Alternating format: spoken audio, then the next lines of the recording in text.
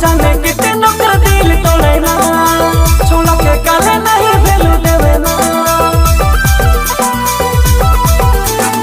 ना जाने कितनों का दिल तोड़े ना, छोला के काले नहीं वैल्यू देवे ना।